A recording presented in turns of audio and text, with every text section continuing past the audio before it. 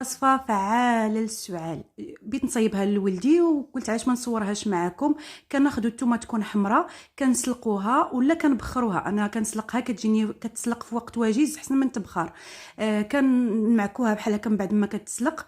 انا هنا درت 3 ديال 5 ديال الثومات تقريبا. هذه الليله الاولى كتبين المفعول ديالها، واستعملوها مده 3 ايام.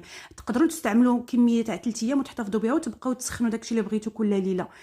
كناخذوها كنمعكوها بحال هكا، وكنديروا معلقه كبيره ديال زيت الزيتون كنخلطوها معاه.